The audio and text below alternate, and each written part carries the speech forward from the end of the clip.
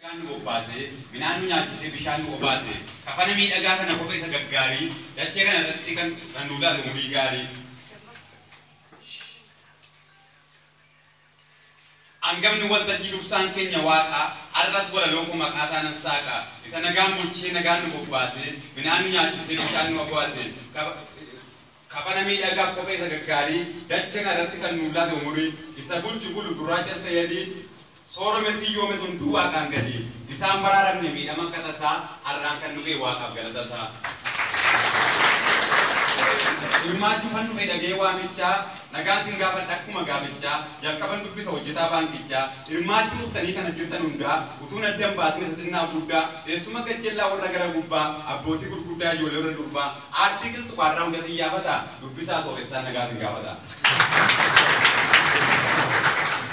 Obbo Maaramaan Baadhaam sanaa dhaamanii baankii daldalaatti hojiif waamanii irratti argamtu walaloo qabatte warra boorii wajjin dhufte yoo taphatte yoona keessa jiraamtan simbeen tarii siibiyyuu gaariidhaaf ottu fuula barii jennaan inni yaadde isiniitti taphachuu hamileen koo laafnan irra sin qabu gammachuu amala koonnosu isinitti himadhaa hamileen koo wajjin warqaan na himadhaa.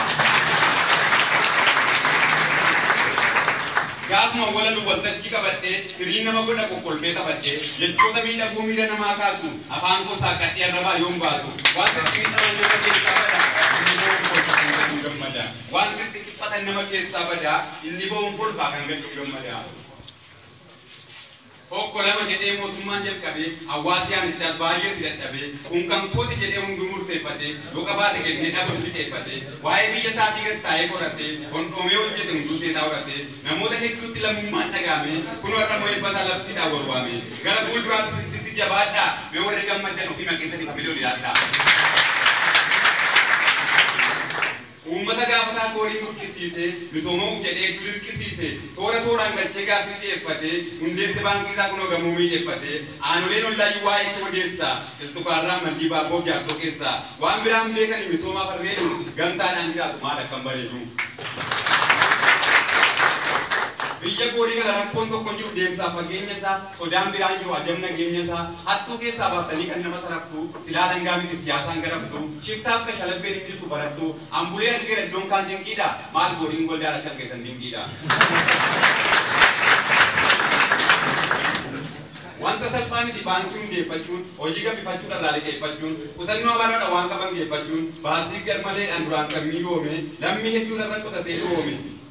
Qonnaan bulaan keenya dur yommuu wallaalaa qusannaa wallaalee qarshii qotee waalaa nikaan moofaa maree beestaalii naguugee meeqaan meeqa gate gabbaasee dhuguugee waggaa 7 saatiniitu baataa osoo saayee dhumee ololeetu nyaataa har'a garuu kunuu argatee falasaa haadhoo isaan bifateetu fudhate dhalasaa.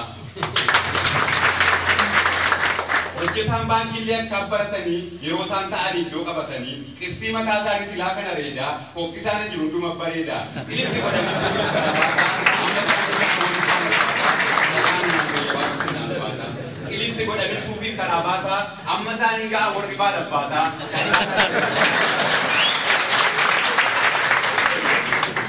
Namoota hedduutti daandii argisiisu aadaa qusannaadhaa hawaasa barsiisu qarshii baala geessuu dhiisi biiraaf daadhii akka riyyaa keetii qusachuu badhaadhi saanduqatti guuttee maaliif akka jaamaa halkan mana cabsee baala geessisaama jechuun dubbatanii nama barsiisanii qonnaan bulaa hedduu buukii barsiisanii. Jaalala biyyaatti bakka hin arreedu maal bulli keessa maalatti hin bareedu maalirraa baqattu maalatti ni hittanii maaliif ganna buuftu sinsinni bittanii qabsoo biyyaa malee deemsi tabbaaf gaara naannoon taphacha'u maal ta'e namni maaf hin sosocho'u isinan dabbaree bifa koordoo baala.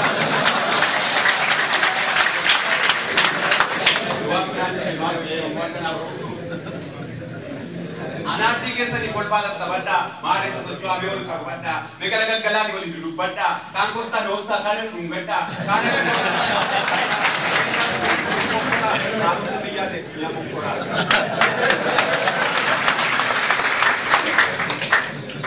Baankii daldalaatu waa hedduu hanqaaqee kan daldala hedduu karaa hojii saaqee gamoo miidhagaa naannoo keenya keessaa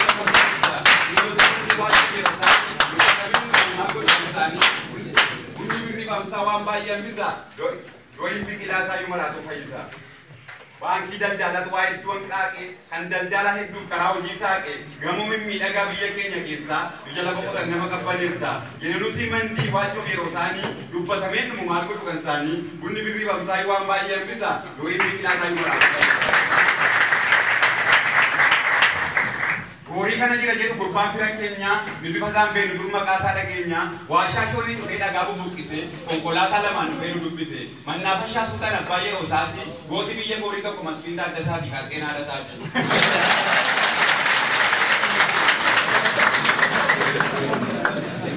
Yeroo jalqabaan Shawwaatti daldaalee hojii gaafa qabu Wallaggaan ilaale biyya isaa keessatti seenaa galmeessisee goorii mayyuu kunoo Shawwaa fakkeessise kaan Wallaggaa kaasee Shawwaa tole ijaaraa biyyaa bu'aan taane jireenya kisaaraa muuxannoo gaggaarii masanii ilaala. Karaasaa jiraate baadiyyaan magaalaan bu'aa biyya tokkootiin caala daldalaan asiifatti fiiga yeroon isaan gubatu faayidaa daldalaa namni maan hubatu isa baddaa dhufu xaafii dhaabbaatilaa isa keessaa balaa daldala dargadhaa mo'aati jiraadhaa. Seenaa hedduu gabaabee sanan kaadhaa daldala dargadhaa mo'aati jiraadhaa. Gurri misoomaa amma tarreessine bu'aa dhaaba keenyaatiin seenaa galmeessine eeboo hawaasa keenyaatiin ta'e hundaa tokko tokkoon guutama fedhiin nama hundaa wanti nuyi duraan fagootti achi ilaalle ginis akka baabee zaaree sin tolchaalle waan akka iskuulii baankii mana murtii kan caaluun badaan murtii goomattuu misoomaa rabbiin isin nutti. Karaa ba'aa kana daandii nutti baate uummattoonni adda addaa nutti yaate abjuun gundiin keenya yoo Ameerikaa taate lafti dur barii ta'e hin taane ganamaa dhaabbatuma adda addaa keessatti banama ajaa'ibaan hundumtuu gaaffii wal gaafata maarjadii siffiyyaa tol keessa dhaabata hoteelli baname hundumtuu ni licha baasii midii baasii tol duukaa ni licha waa'ee biyya kootiif anis qaba naaffa naafii kaabduu kana beekaa gooriin gaaffa waa'ee biyya kootiif anis qaba naaffa naafii kaabduu kana beekaa gooriin gaaffa. Ba'aa kana daandii nutti baate uummattoonni adda addaa keessatti yaate abjuun gundiin keenya Ameerikaa taate lafti dur barii ta'e hin taane ganamaa dhaabbatuma adda addaa keessatti banama ajaa'ibaan hundumtuu gaaffii wal gaafata maarjadii siffiyaan ol keessa dhaabata hoteelli baname hundumtuu ni licha baasii midii baasii tol duukaa licha waa'ee biyya kootiif anis qaba naaffa naafii kaa abjuu koo beekaa gooriin gaaffa. Artistiin Oromoo walala akka biddaa mucaan gandabaa boollaa warra giddaa ani dubbiin quufu isin nama barfadhaa mee waa yaada Oromoon ergaa dabarfadhaa ijoollee dargaggoo fi shamarreen as keessaa ergaa qoosimachuun isiniif bayeessaa. Aadaan erga badeessa kun Oromootaa kan biraa ta'eera faashiniin namootaa ilaalee sodaadhe gocha dargaggootaa jijjiirannoo dhibee gooftaa tarnugoota yommuu teenye ilaallu qarooma fakkaataa qaroomni akkasumatti garuu qabakkaataa baduun safuu aadaa naangaraa na nyaata inni naanna deemkusitti maal fakkaataa. Keessumaa natti beekochi dargaggeetti bakka biyya jirtu dubbii babbaddeechi nama sakkuu beektu tokko laalee dhabee deemsa isaanii ilaalaan okkisina qabe. Guyyaa malkan deemti amantiin qabattee waldaas balleessitee wangeelaan taphattee ilaallee gaarii dha sagantaa fudhaagalli garuu ittiin dhabdeetti waan badee bodalli abboonni barattee wangeelas dhageesse erremoonni ittiin ogulfaaf kaataneesse wanta baay'een beeka kan inni naaru eekamamuu jirraa gooftaan numaa baraaru. Minu baraadha.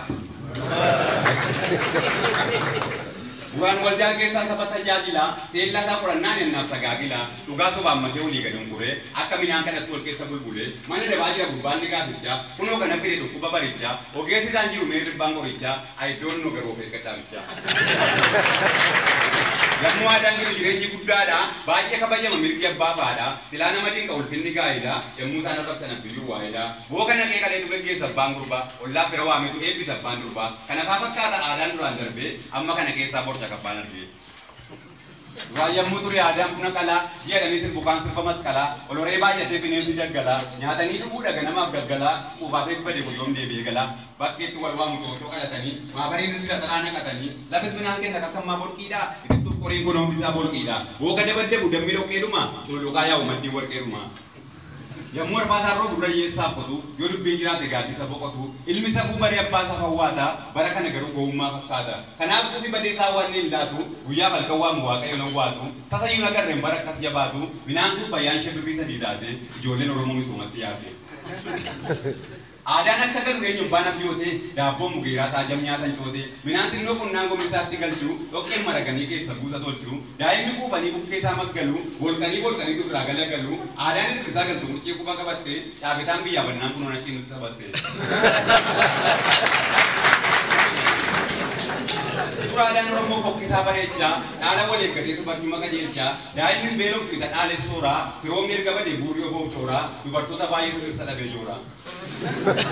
Gaafa uffatee qabu waaroo wayyaa qorraa ulfina inni qabu keessuma abbaa warraa qara walii humnaan filatee mataasaa bakkee tarkaafuu bulee baarne taasaa ati warraa mana keessa fiitiyya ishee bobaaftee qabee unataa dhiqxee kusaayee qoraaftee daabboo na murtee fi aannan ishee bobaaftee yoo aaree galallee dubbiin kaasuun dhiisaa sallaqitti godheetu garaa gatee jeera.